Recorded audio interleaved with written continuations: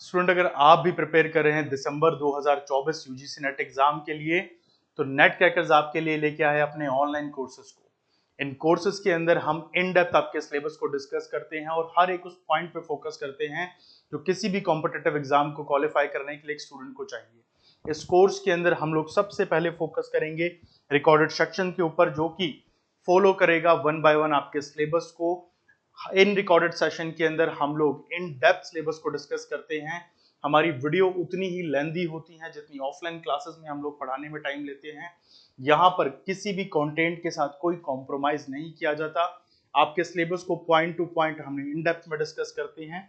वहीं हमारे live doubt session जो हैं आपको हेल्प करते हैं आपके छोटे बड़े हर डाउट को फैकल्टी के साथ क्लियरली डिस्कस करने में।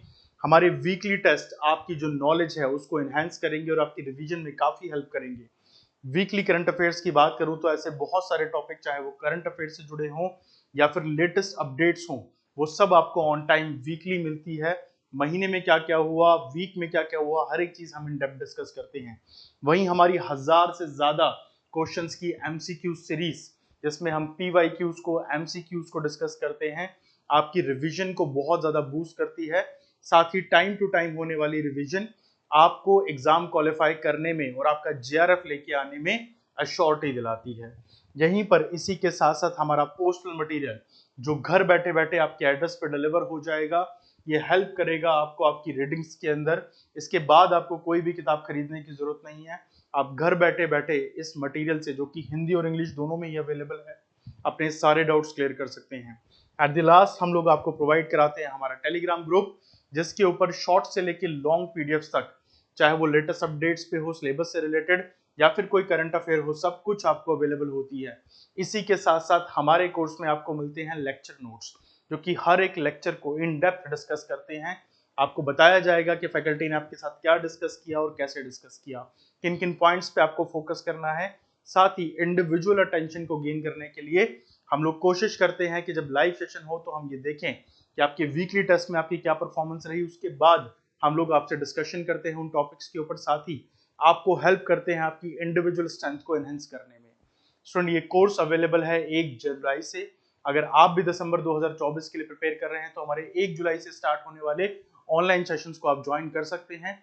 4 महीने के ड्यूरेशन में हम आपके सिलेबस को बहुत डेप्थ में डिस्कस करेंगे। इसी के साथ साथ हमारी टेस्ट सीरीज और रिवीजन स्ट्रेटेजीज दिसंबर तक आपको कंटिन्यू कवरेज कराती रहेगी सिलेबस की। और अगर आप ज्वाइन करते हैं 1 जुलाई वाले कोर्स को, तो इस कोर्स की वैलिडिटी रहेगी 1 साल की। जी हाँ, 1 साल तक आप हमारे साथ पढ़ सकते हैं, जिसमें दिसंबर 2024 और जून 2025 के एग्जाम तक को हम लोग टारगेट करने वाले हैं। यहाँ पर आज इसी के साथ साथ मैं डिस्कस करूंगा एक बहुत इंपॉर्टेंट पॉइंट को, जो कि है हमारा सिलेबस। किसी भी कॉम्पिटिटिव एग्जाम में अगर आप प्रिपेयर करना चाहते हैं तो सिलेबस उसकी स्ट्रेंथ होती है। आपका जो फर्स्ट स्टेप होता है वो होता है आपके सिलेबस को समझना।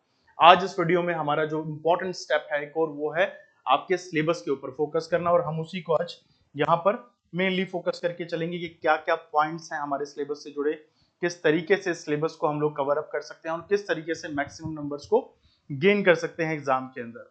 तो स्टूडेंट, यूजीसी नेट अगर पॉलिटिकल साइंस के लिए आप प्रिपेयर करने जा रहे हैं तो ऐसे में आपके पास है टोटल 10 यूनिट्स। जी हाँ, 10 यूनिट्स जो आपके सिलेबस को पॉइंट टू पॉइंट डिस्कस करती हुई जाती हैं। पॉलिटिकल साइंस सब्जेक्ट है और कोर्स कोड है 02। इस बार भी जब एग्जाम हुआ तो हमने देखा कि किस तरीके से हमारा एग्जाम पेपर आया था। हमारे सिलेबस से रिलेटेड ही सारे पॉइंट्स थे, आउट ऑफ द बॉक्स कुछ आया ऐसा कहना बहुत मुश्किल था। अब ऐसे में जब सिलेबस को आप कवर अप करते हो तो बच्चों के आगे सबसे बड़ी प्रॉब्लम ये आती है कि सर सिलेबस को पढ़ा कैसे जाए, किस तरीके से शुरुआत की जाए, किन चीजों को पहले फोकस किया जाए, किन चीजों को लास्ट में फोकस किया जाए। तो अगर मैं 10 यूनिट्स की बात करूं हमारे सिलेबस की, तो सबसे पहली यूनिट है पॉलिटिकल थ्योरी, फिर आते हैं पॉलिटिकल थॉट्स जिसमें राजनीतिक विचारक हमारे आते हैं, ठीक है। इसके बाद आता है इंडियन पॉलिटिकल थॉट, इनको हम डिस्कस करते हैं। फिर आता है कंपेरेटिव पॉलिटिक्स, तुलनात्मक राजनीति। इसके बाद हमारी अगली यूनिट आती है इंटरनेशनल रिलेशंस, अंतरराष्ट्रीय संबंधों को हम लोग डिस्कस करते हैं कि वर्ल्ड सिनेरियो में क्या चल रहा है। फिर आती है Indian foreign policy. Indian foreign policy की अगर मैं बात करूं तो ये बहुत इंपॉर्टेंट है आपकी जनरल नॉलेज के पॉइंट ऑफ व्यू से भी, चाहे आप किसी भी कॉम्पिटिटिव एग्जाम की प्रिपरेशन कर रहे हैं। फिर आती है पॉलिटिकल इंस्टीट्यूशंस इन इंडिया, जहां पर आप बेसिकली इंडियन कॉन्स्टिट्यूशन को डिस्कस करते हैं। इसके बाद आती है हमारी यूनिट नंबर 8, जो कि अगेन इंडियन कॉन्स्टिट्यूशन और इंडियन पॉलिटिक्स से जुड़े ही कुछ पार्ट्स को डिस्कस करती है। Political process in India, Bharat की राजनीतिक क्रियाएं। इसके बाद आती है हमारी यूनिट नंबर 9, पब्लिक एडमिनिस्ट्रेशन, लोक प्रशासन, जो कि अगेन बहुत इंपॉर्टेंट यूनिट है, थॉटिकली बहुत लेंदी है बट इंपॉर्टेंट है आपकी पॉलिटिकल साइंस की नॉलेज के लिए। Governance and public policy, basically India का जो पब्लिक एडमिनिस्ट्रेशन है उसको डिस्कस करती है, जहां पर आप पंचायती राज इंस्टीट्यूशन जैसे टॉपिक्स को प्रिपेयर करते हैं, डिस्कस करते हैं। अब यहाँ पर जब हम सिलेबस की बात कर रहे हैं तो सबसे इंपॉर्टेंट यहाँ पर यह पॉइंट आता है कि सर जब सिलेबस को डिस्कस करें या सिलेबस को समझे तो पहले क्या पढ़ा जाए, बाद में क्या पढ़ा जाए। ये क्वेश्चन तो हमेशा से बच्चों के दिमाग में रहता ही है कि पॉलिटिकल साइंस जैसे सब्जेक्ट को पढ़ रहे हैं तो पहले क्या फोकस करा जाए, बाद में क्या फोकस किया जाए, किन यूनिट्स को ज्यादा फोकस करना है, किन को कम फोकस करना है। यहाँ पर पॉलिटिकल थ्योरी हमारी पहली यूनिट है जो बेसिकली डिस्कस करती है दो पार्ट्स के साथ। एक है कॉन्सेप्ट, हिंदी में हम अवधारणाएं कहते हैं, एक है पॉलिटिकल ट्रेडिशन जिसको हिंदी में हम राजनीतिक परंपराएं कहते हैं। बेसिकली जो पॉलिटिकल कॉन्सेप्ट्स हैं या ट्रेडिशन है, ये पॉलिटिकल कोर आइडियाज को और उनसे जुड़ी थ्योरीज को डिस्कस करते हैं। फॉर एग्जांपल आप बात करोगे इक्वालिटी की या जस्टिस जैसे कॉन्सेप्ट्स की, अगर आप जस्टिस को पढ़ने जा रहे हो तो आपको प्लेटो को भी पढ़ना पड़ेगा, आपको एरिस्टोटल को भी पढ़ना पड़ेगा, आपको जॉन रॉल्स को भी पढ़ना पड़ेगा, आपको जेएस मिल को भी पढ़ना पड़ेगा। तो ऐसे में अगर हमें पहले थिंकर्स के ही बारे में समझना है तो हमारी राइट अप्रोच ये रहती है कि हम शुरुआत करें अपने पॉलिटिकल थिंकर्स के साथ। जी हाँ, मैं हमेशा ये कहता हूं कि अगर आप पॉलिटिकल साइंस का सिलेबस कंप्लीट करना चाहते हैं यूजीसी नेट में, या आप किसी भी कॉम्पिटिटिव एग्जाम की प्रिपरेशन कर रहे हैं जहां पॉलिटिकल थिंकर्स आते हैं, तो आपकी फर्स्ट प्रायोरिटी जो है इस यूनिट के लिए रहनी चाहिए। सबसे पहले आप पॉलिटिकल थिंकर्स को समझेंगे, इनके आइडियाज को समझेंगे। जब एक बार आप इन आइडियाज से अवेयर हो जाएंगे, आप समझ जाएंगे कि इस पॉलिटिकल थिंकर ने क्या कहा है, तो उसके बाद उन अप्रोचेस को गेन करना, उन अप्रोचेस तक पहुंचना, उस नॉलेज को गेन करना आपके लिए बहुत ईजी रह जाता है। तो हमारा फर्स्ट स्टेप रहता है कि हम यूनिट नंबर 2 को कवर अप करें। अब यूनिट नंबर 2 के बाद फिर सेकंड पॉइंट पे हमें डिस्कस करना है यूनिट नंबर 1 को। हम पढ़ चुके हैं प्लेटो को, हम एरिस्टोटल को पढ़ चुके हैं, हम जॉन रॉल्स को पढ़ चुके हैं, जेएस मिल को पढ़ चुके हैं, और अब इसके बाद हमें पता चल जाएगा कि भाई लिबर्टी पे किसने क्या कहा, इक्वालिटी पे किसने क्या कहा, जस्टिस पे किसने क्या कहा, राइट पे क्या कहा, डेमोक्रेसी, पावर, सिटीजनशिप पे किसने क्या कहा। हम सब जानते हैं कि जब प्लेटो को हम डिस्कस करते हैं तो सबसे पहला पॉइंट ही उनकी सिटीजनशिप से स्टार्ट होता है। सिटीजनशिप एक ऐसा कॉन्सेप्ट है जो अलग अलग टाइम पे अलग अलग थिंकर्स ने डिस्कस किया है। यहाँ तक कि इंडियन पॉलिटिकल थॉट में चाणक्य भी अपनी जनपदा थ्योरी के अंदर इसी बात को करते हैं। तो यहाँ पर सेकंड हमारी रहेगी यूनिट नंबर 1 को हम डिस्कस करेंगे। अब इन दोनों यूनिट के बाद हमारा जो थर्ड स्टेप रहेगा वो क्या रहेगा, वो रहेगा यूनिट नंबर 5। अब मैं ऐसा क्यों कह रहा हूं, क्योंकि यूनिट नंबर 1 में जब आपने ट्रेडिशंस को पढ़ा तो वहां पर आप रियलिज्म को भी पढ़ रहे हैं, फेमिनिज्म को भी पढ़ रहे हैं, पोस्ट मॉडर्निज्म को भी पढ़ रहे हैं, आप लिबरलिज्म को भी पढ़ रहे हैं, बट वो एक्सपेक्ट है पॉलिटिकल साइंस का, राजनीतिक विज्ञान का। अब इंटरनेशनल रिलेशन आते हैं, एक कनेक्ट स्टैब्लिश हो जाता है। यूनिट नंबर 2 आपने थिंकर्स को पढ़ा, यूनिट नंबर 1 उनके आइडियाज को पढ़ा, अब उसकी एप्लीकेशन यूनिट नंबर 5 में आएगी। देखिए कॉन्सेप्ट आप पढ़ के आए हैं पहले ही, यहां पर भी कॉन्सेप्ट्स की बात हो रही है, यहां पर भी थ्योरीज की बात हो रही है। नियो लिबरलिज्म, वहां लिबरलिज्म पढ़ी थी या neo liberalism, neo realism, social constructivism, critical international theories, feminism, वहां पे भी आप पढ़ते हैं यूनिट नंबर 1 में जो पॉलिटिकल साइंस की पर्सपेक्टिव से है। यहाँ इंटरनेशनल रिलेशन पे बात हो रही है। पोस्ट मॉडर्निज्म फर्स्ट यूनिट में भी है, इस यूनिट में भी है। आइडियलिज्म क्या है, रियलिज्म क्या है, स्ट्रक्चरल मार्क्सिज्म क्या है। मार्क्सिज्म आपने वहां पढ़ा यूनिट नंबर 1 के अंदर, यहाँ पर स्ट्रक्चरल मार्क्सिज्म आ गया। तो इस तरीके से क्या एप्लीकेशंस हैं वो यहाँ पर समझ में आती हैं थ्योरीज की। अब इसके बाद अगर आप यूनिट के बाकी पॉइंट्स को देखें तो आप यूनाइटेड नेशंस को डिस्कस करेंगे। इसमें एक हिस्टोरिकल पर्सपेक्टिव भी जुड़ जाएगा कि भाई यूएन स्टैब्लिश कैसे हुआ, क्या इसका पूरा प्रोसेस रहा, अभी क्या करंट सिनेरियोज हैं, इंडिया का रोल क्या है यूनाइटेड नेशन के साथ, आप उसको पढ़ेंगे। फिर आप पढ़ते हैं globalisation, governance, Bretton Wood system जैसे टॉपिक्स को, north south dialogue, WTO, G20, BRICS. जब हम इन सारे टॉपिक्स को पढ़ेंगे तो इंडिया का क्या इन्वॉल्वमेंट है, इंडिया का क्या इंपॉर्टेंस है, उन सब चीजों पे फोकस करेंगे along with the current affairs. इसके बाद आता है European union, African union, Shanghai corporation, और इसके साथ आएगा आसियान जो कि इंडिया के पर्सपेक्टिव से भी बहुत जरूरी है। इसके बाद देखिए कंटेम्पररी चैलेंजेस, समकालीन मुद्दे क्या क्या हैं हमारे सामने, हम उन सबको पढ़ते हैं। इंटरनेशनल टेररिज्म, क्लाइमेट चेंज, यहाँ पर आप यूएनसीसी क्या है, इसके अलावा कॉप क्या है, कॉप की मीटिंग्स क्या होती हैं, ठीक है, पेरिस क्लाइमेट एग्रीमेंट क्या है, इस तरह के टॉपिक्स यहाँ पर आ जाएंगे। ह्यूमन राइट इंटरवेंशंस क्या है, माइग्रेशन रेफ्यूजी क्राइसिस क्या है इंटरनेशनल पर्सपेक्टिव से, पॉवर्टी एंड डेवलपमेंट में क्या हो रहा है, रोल ऑफ रिलीजन क्या है आज इंटरनेशनल रिलेशन में, कल्चर एंड आइडेंटिटी पॉलिटिक्स का क्या रोल है, इन सब पे हम बात करेंगे। अब यूनिट नंबर 5 के बाद हमारी नेक्स्ट यूनिट जो होगी उस पे हम चलेंगे और हम एक सीक्वेंस को क्रिएट कर रहे हैं ताकि आपकी नॉलेज एक फ्लो में रहे। अब यूनिट नंबर 2, 1 और 5 के साथ आपका एक ऐसा पार्ट खत्म हो गया है जो पार्ट आपकी पूरी नॉलेज को एक सीक्वेंस में एक चेन की तरह जोड़ रहा है। अब हम यूनिट नंबर 3 की तरफ आएंगे। क्यों आएंगे? हम यूनिट नंबर 6 पे नहीं जाके 3 पे आ रहे हैं। क्यों? क्योंकि 6 में आप इंडियन फॉरेन पॉलिसी पढ़ेंगे, बट वहां पर जिक्र होगा नेहरू जी का, वहां पर जिक्र इस बात का होगा कि एक किस तरीके से भारत की पॉलिसी शेप हुई और पिछले 60-70 सालों के अंदर हमने क्या मेजर डेवलपमेंट्स की हैं। तो उन चीजों को फोकस करने से पहले आपको ये पता होना चाहिए कि भारत की पॉलिटिकल आइडियोलॉजी क्या रही थी और अभी के समय में क्या है। तो यहाँ पर आप एंशिएंट टाइम से लेके मॉडर्न टाइम तक क्या क्या डेवलपमेंट हुई, जब आजादी की लड़ाई लड़ी जा रही थी उस समय भारत की पॉलिटिक्स किस तरह चल रही थी, आप यहाँ पर नेहरू जी को पढ़ेंगे जो भारत के पहले प्रधानमंत्री बने और भारत की फॉरेन पॉलिसी के फाउंडिंग फादर माने जाते हैं। नैम जैसे प्रिंसिपल्स को देखे गए हैं। आप पढ़ेंगे कि क्यों हम गांधी एंड पीस प्रिंसिपल्स को इतना इंपॉर्टेंस देते हैं, क्यों इन प्रिंसिपल्स की वजह से हमारी फॉरेन पॉलिसी बहुत मॉडरेट हमें समझ में आती है। साथ ही हम राइट विंग की जो आइडियोलॉजी रही उसको भी यहाँ पढ़ेंगे, लेफ्ट विंग की जो आइडियोलॉजी रही, कम्युनिज्म जो रही भारत की राजनीति में, उसको भी हम यहाँ पर पढ़ेंगे। अब इसको पढ़ने के बाद अगेन हमें समझ में आ रहा है कि वेस्टर्न पॉलिटिकल थॉट के थिंकर्स कहाँ बात कर रहे थे, हमारे थिंकर्स कहाँ बात कर रहे हैं। इसके बाद अब हम टारगेट करेंगे यूनिट नंबर 6 की तरफ। अब यूनिट नंबर 6 पे जब हम आएंगे तो ऑलरेडी इंडिया की जो पॉलिटिकल विजन था बिल्कुल एंशिएंट हिस्ट्री से लेके मॉडर्न टाइम तक वो हमें समझ आ चुका है। तो अब हम आएंगे India's identity as a post colonial. जब भारत उपनिवेशवाद के अंदर था, अंग्रेजों के रूल में था, तो उस समय क्या आइडेंटिटी थी उस पर बात हम लोग करेंगे यहाँ पर। इसीलिए हमने इंडियन पॉलिटिकल थॉट्स को पहले ही डिस्कस कर लिया है। डेवलपमेंट क्या आई है हमारी, राइजिंग पावर और इमर्जिंग पॉलिटिकल इकोनॉमी के तौर पर इंडिया का क्या रोल है, हम फिर इसको पढ़ते हैं। इसके बाद अब देखिए कितने इंपॉर्टेंट और कितने फ्रेम में टॉपिक आपके पास आ रहे हैं। Continuity and change in the Indian foreign policy, यहां पर हम टाइम टू टाइम ये पढ़ेंगे कि किस प्राइम मिनिस्टर के टाइम पे या किस टाइम में एक फेज में हमारी फॉरेन पॉलिसी कैसी रही। फॉर एग्जांपल नेहरू जी के टाइम पे बहुत मॉडरेट, बहुत लिबरल थी। शास्त्री जी आए तो हाँ गांधीन प्रिंसिपल्स तो थे, बट जवाब भी देना जानते थे। 1965 की वॉर में पाकिस्तान को हराया। इंदिरा जी आई तो रियलिस्ट फॉर्म में, ठीक है, आयरन लेडी कहा गया उनको। राजीव गांधी आए तो टेक्नोलॉजी की तरफ हमने फोकस किया। नरसिम्हा राव आए तो फिर एक थोड़ा मॉडरेट वे आ गया। अटल बिहारी वाजपेयी आए तो फिर एक realist image I, nuclear bomb test कर लिया हमने। उसके बाद आए मनमोहन सिंह, फिर एक थोड़ा सा मॉडरेट फेस हमने देखा। फिर आए प्राइम मिनिस्टर नरेंद्र मोदी जो अभी तक करंट में तीसरी बार प्राइम मिनिस्टर बन रहे हैं। तो इनके टाइम पे क्या डेवलपमेंट हुई, क्या चेंजेस हमारी फॉरेन पॉलिसी में आए, सब पढ़ेंगे हम। India's relation with major power, USA से क्या रिलेशन है। कभी तो यूएसए एक टाइम था जब इंडिया पे ट्रस्ट नहीं करता था, इंडिया के बारे में बहुत कुछ बोलता था।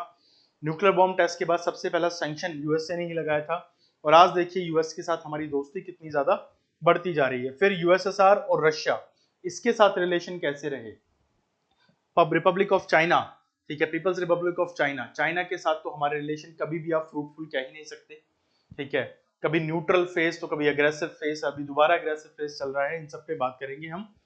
इसी के बाद हम India's engagement with multipolar world, पूरी दुनिया में क्या चल रहा है। European union, BRICS, ASEAN, Shanghai corporation, African union, south African development community, gulf corporation council, भारत के रिलेशन कैसे हैं इन ऑर्गेनाइजेशंस के साथ जुड़ के, भारत को क्या हेल्प मिल रही है, किस तरह से हम डेवलप हो रहे हैं, इस पे हम बात करेंगे। India's relation with the neighbourhood, SAARC, Gujral doctrine, look east, act east and look west policies, इनका क्या रोल है हमारी फॉरेन पॉलिसी पे, इस पे बात करेंगे। India's negotiation strategies in international regime, इन सब टॉपिक से बात करेंगे। अगेन यूनाइटेड नेशन आ गया, World Trade Center, World Trade Organization आ गया, इंटरनेशनल मॉनेटरी फंड आ गया, International Intergovernmental Panel on Climate Change IPCC आ गया। इन सब पे हम बात करेंगे। एट द लास्ट हमारे कंटेम्पररी चैलेंजेस रहेंगे जो हमारे लिए बहुत जरूरी है। अब अगर इस सीक्वेंस को मैं देखूं, जिस तरीके से हमने सिलेबस को अभी तक आगे बढ़ाया है, अब इस सीक्वेंस में हमें किस तरह से चीजों को फॉलो करना है या हमने क्या फॉलो किया है स्ट्रैटेजी। सबसे पहले हमने यूनिट नंबर 2 पढ़ी, फिर यूनिट नंबर 1 पे हम गए, फिर यूनिट नंबर 5 की तरफ हम गए, फिर यूनिट नंबर 3 की तरफ गए और फिर हम आए यूनिट नंबर 6 की तरफ। ये दोनों चीजें एक फ्रेम में हो गई, ये दोनों चीजें एक फ्रेम में हो गई। यहाँ जो पढ़ा उसने हमें यहाँ पर हेल्प कर दी, ठीक है, और जो यहाँ पढ़ा उसने हमें यहाँ हेल्प करी। इस यूनिट में जो पढ़ा था वो हमारे यहाँ पर काम आ गया था। तो हमारा एक पूरा पूरा फ्लो, एक चेन हमारी क्रिएट हो गई और हमारी 5 इंपॉर्टेंट यूनिट यहाँ पर कवर अप होती है। अब इसके बाद हमारी अगली यूनिट कौन सी होनी चाहिए? तो जी हाँ, अगली यूनिट आएगी हमारी यूनिट नंबर 7, क्योंकि यहाँ पर आप पढ़ोगे इंडियन कॉन्स्टिट्यूशन को। अब यहाँ पर पहले की पढ़ी हुई यूनिट आपको किस तरह हेल्प करेगी? ऑफ कोर्स जब आप इंडियन कॉन्स्टिट्यूशन को पढ़ेंगे तो सबसे पहला पार्ट है colonial heritage and contribution Indian national movement to making the Indian constitution. यहाँ पर आप पढ़ेंगे कि भैया क्या रहा था आजादी से पहले का समय, किस तरीके से कॉन्स्टिट्यूशन फ्रेमिंग तक का समय आया।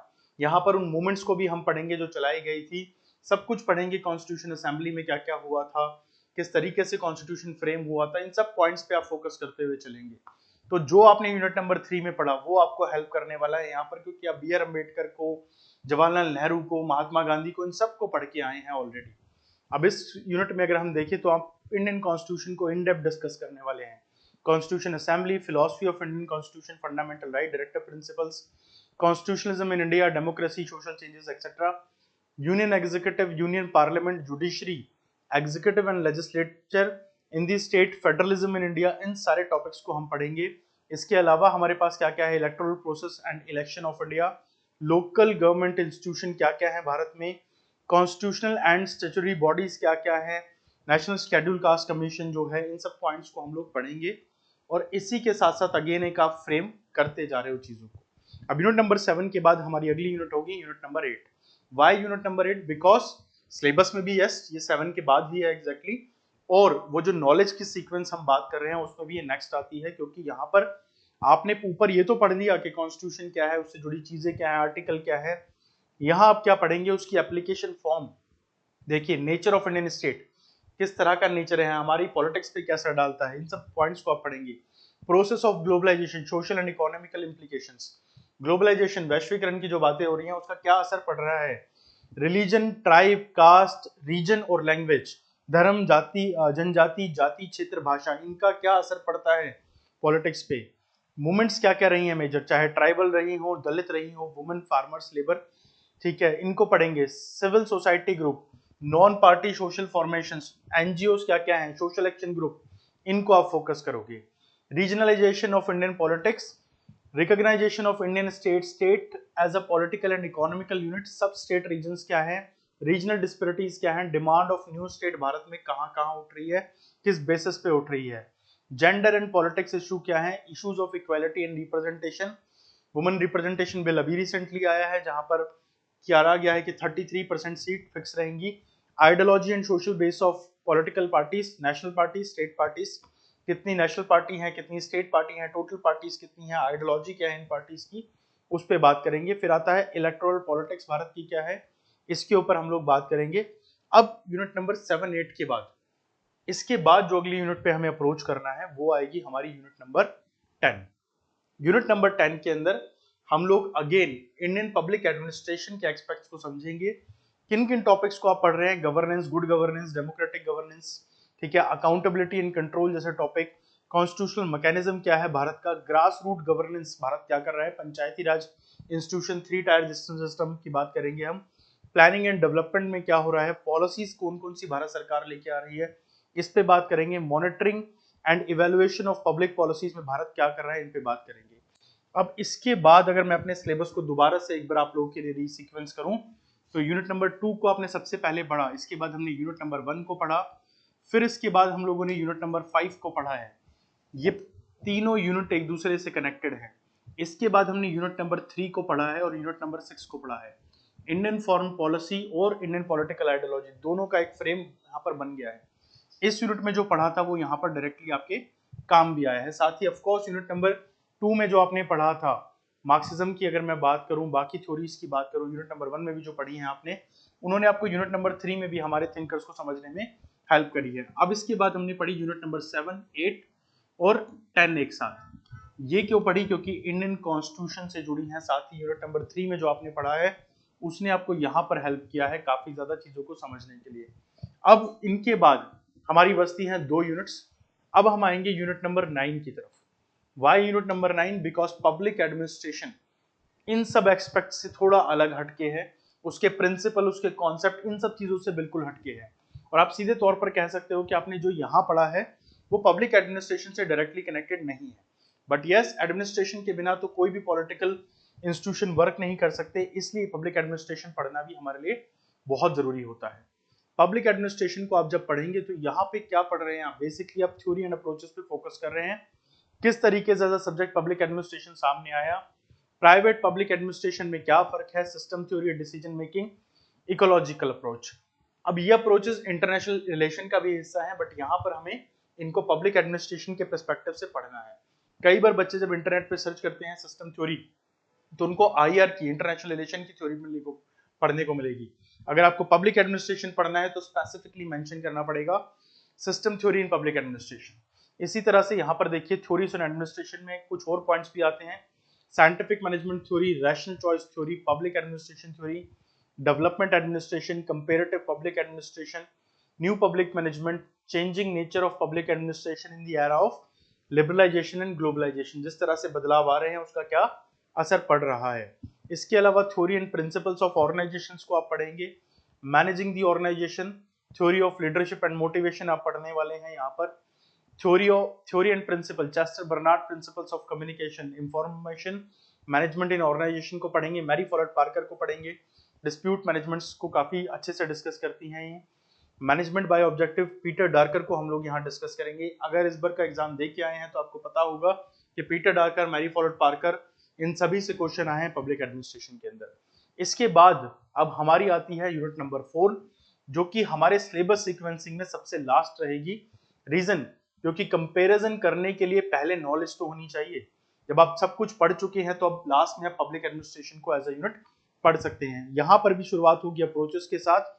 इंस्टीट्यूशनल अप्रोचेस क्या है, पॉलिटिकल कल्चर क्या है, political economy, new institutional approach, comparative methods, इन सबको आप पढ़ेंगे।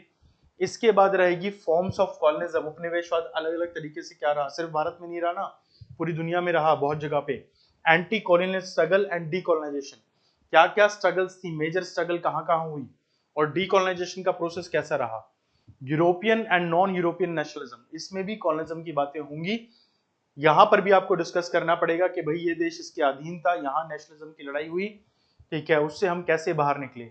स्टेट थ्योरीज को हम लोग पढ़ेंगे, ग्लोबलाइजेशन, नेशन स्टेट के क्या कॉन्सेप्ट हैं, कैपिटलिस्ट एंड सोशलिस्ट सोसाइटी के क्या फर्क है, पॉलिटिकल रिजीम, जब आप प्लेटो और एरिस्टोटल को पढ़ेंगे तो वो डिफरेंस बताएंगे अलग अलग पॉलिटिकल फॉर्म ऑफ गवर्नमेंट में। उसी तरह का पॉइंट ये भी है, डेमोक्रेटिक एंड नॉन डेमोक्रेटिक क्या क्या होती हैं उनको डिस्कस करेंगे।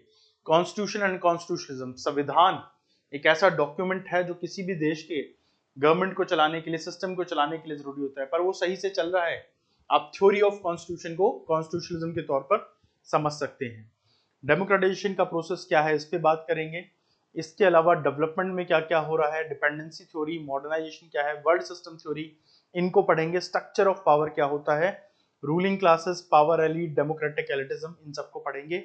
लास्ट पॉइंट आएगा हमारा actor and process, electoral system क्या है, political party and party system क्या होता है, इंटरेस्ट ग्रुप क्या होते हैं, सोशल मूवमेंट्स क्या क्या चली हैं, न्यू सोशल मूवमेंट किस तरह की हो रही है, नॉन गवर्नमेंटल ऑर्गेनाइजेशन क्या है, सिविल सोसाइटी कैंपेन्स क्या है, और रेवोल्यूशन के क्या एक्सपेक्ट हमने देखे हैं। अब स्टूडेंट इसी के साथ हमारा सिलेबस तो कंप्लीट होता है, साथ ही हमारी जो सीक्वेंसिंग पे हमने फोकस किया है उसकी एक बड़ी वजह ये थी कि हम इस चीज को लेके पजल ना हो कि भाई क्या पहले पढ़ा जाए क्या पहले नहीं पढ़ा जाए, और आपकी नॉलेज एकदम फ्रेम में रहे, उसको देखते हुए हमने इस सीक्वेंसिंग को क्रिएट किया। Unit number 2, unit number 1, unit number 5, इसके बाद यूनिट नंबर 3, यूनिट नंबर 6 को हमने पढ़ा, देन यूनिट नंबर 7, 8 और 10 आई, इसके बाद यूनिट नंबर 9 और यूनिट नंबर 4 आई।